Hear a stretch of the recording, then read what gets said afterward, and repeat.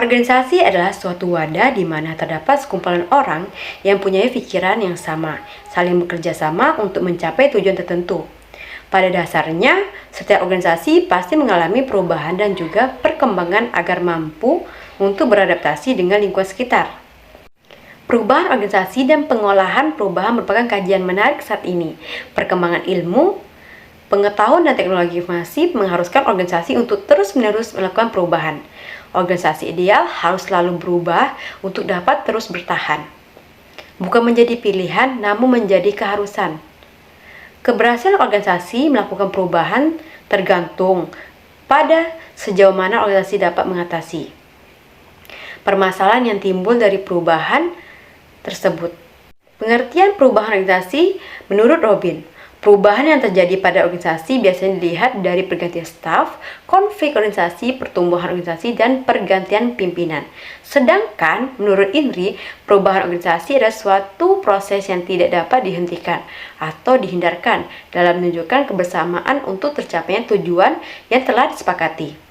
Kesimpulannya adalah tindakan yang beralihnya suatu organisasi dari kondisi yang berlaku saat ini ke kondisi masa datang yang diinginkan guna meningkatnya efisiensinya. Perubahan organisasi ini merupakan perubahan yang berkaitan dengan pengembangan perbaikan maupun penyesuaian yang meliputi struktur, teknologi, metode kerja, maupun sistem manajemen suatu organisasi. Setiap organisasi akan mengalami perubahan karena organisasi selalu menghadapi berbagai macam tuntunan kebutuhan. Perubahan organisasi dimaksudkan untuk menciptakan sistem organisasi yang mampu tetap bertahan dan berkembang, baik secara internal maupun eksternal. Perubahan organisasi sangat terkait dengan kondisi lingkungan, internal dan eksternal organisasi. Perubahan organisasi faktor internal. Perubahan yang disebabkan karena faktor dari dalam atau faktor dalam suatu organisasi. Perubahan ini terjadi karena adanya konflik atau permasalahan internal seperti perubahan tujuan, perubahan jumlah personil, menurunnya semangat kerja.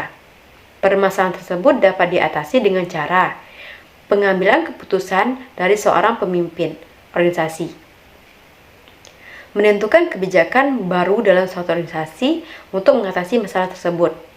Dapat dicontohkan seperti perubahan struktur organisasi, pergantian pimpinan, peningkatnya kuantitas dan kualitas pekerjaan, dan penambahan staf. Sedangkan perubahan organisasi dari eksternal merupakan implementasi atau tuntunan sosial, ekonomi, politik, rollout organisasi terhadap lingkungannya, seperti regulasi pemerintah, kondisi ekonomi, tindakan persaingan. Perubahan eksternal ini akan menghambat pertumbuhan dan perkembangan organisasi dalam mewujudkan tujuan-tujuan dan cita-cita organisasi. Faktor ini dapat diatasi dengan cara kerjasama antara organisasi untuk mewujudkan cita-cita bersama dengan adanya kesepakatan yang telah dibuat sebelumnya. Nah, selanjutnya kita akan bahas tentang salah satu tugas dan peran kepemimpinan adalah menciptakan perubahan yang membawa dampak advantageous dalam organisasi.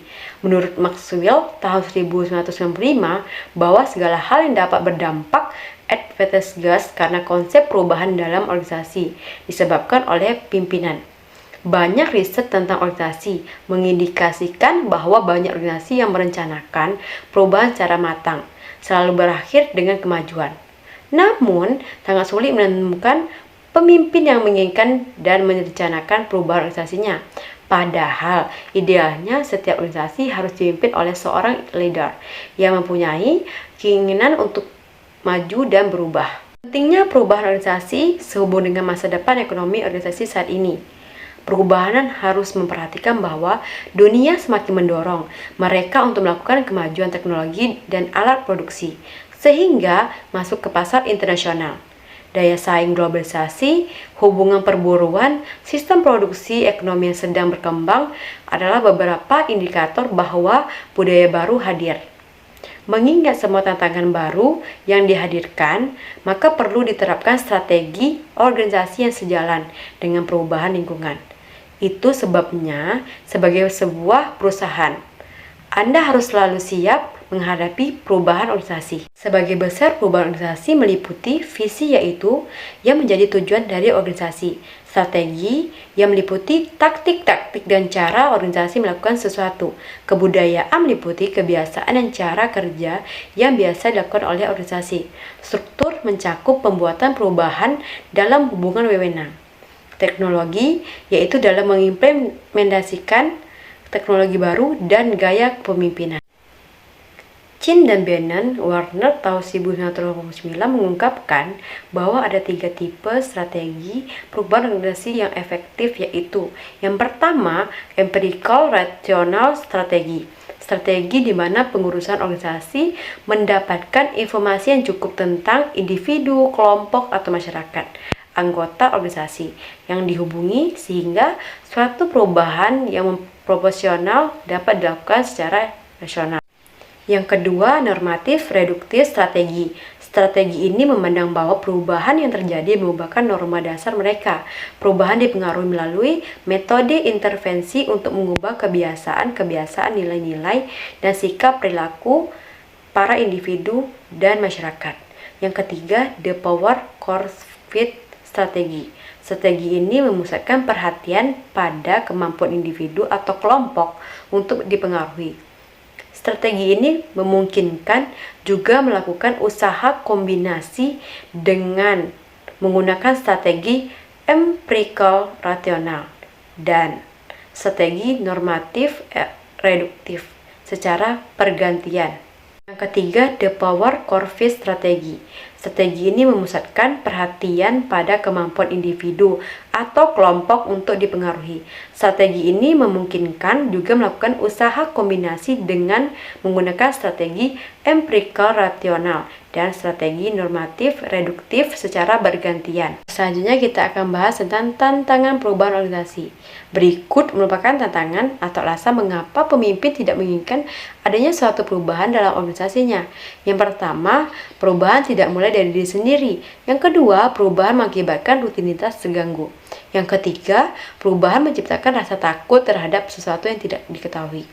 Yang keempat, perubahan selalu bertujuan tidak jelas. Yang kelima, perubahan menciptakan rasa takut terhadap kegagalan. Yang keenam, perubahan yang dihasilkan selalu tidak seimbang dengan upaya yang dituntut oleh perubahan. Yang ketujuh, perubahan ditentang karena orang selalu puas dengan cara yang ada. Yang ke-8, perubahan sering ditolak karena orang sering berpikir antagonis. Selanjutnya kita akan bahas tentang jenis-jenis perubahan organisasi. Yang pertama, perubahan tidak terencana. Perubahan bersifat spontan tanpa adanya arahan dari agen perubahan. Jenis-jenis perubahan yang tidak dapat diantisipasikan oleh organisasi.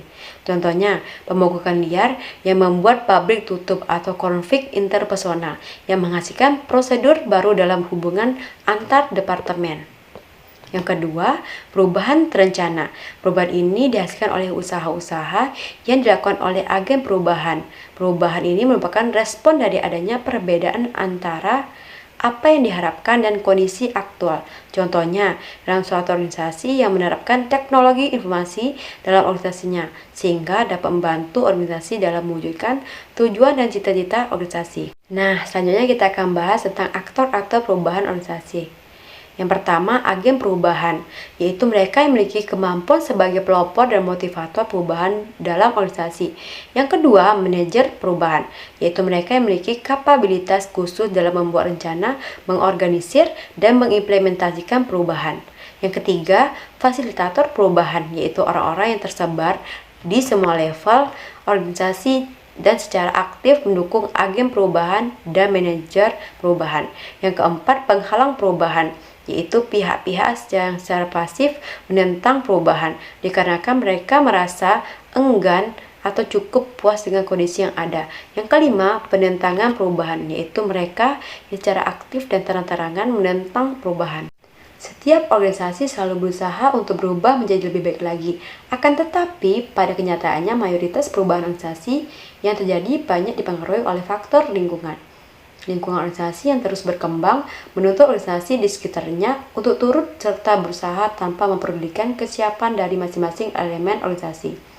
Dalam menghadapi perubahan, tentu ada yang siap dan ada juga yang tidak siap. Terus meningkatnya kreativitas, kewaspadaan, dan juga simpati terhadap lingkungan dapat menjadi kunci sebuah organisasi dapat berkembang secara cepat dan tepat sesuai dengan apa yang dicita-citakan. Kerjasama yang solid antara masing-masing elemen organisasi juga menjadi salah satu model agar organisasi dapat terus berkembang secara positif. Menurut saya, sebuah organisasi dapat mencapai perubahan yang baik apabila organisasi tersebut bisa melakukan perubahan sesuai dengan jati diri dan kemampuan masing-masing elemen-elemen organisasi, sehingga apabila nantinya terjadi sebuah perubahan, maka perubahan itu adalah perubahan yang diinginkan oleh anggota organisasi. Baiklah, itu saja yang dapat saya sampaikan. Saya tutup dengan wabillahi taufiq wal hidayah. Wassalamualaikum warahmatullahi wabarakatuh.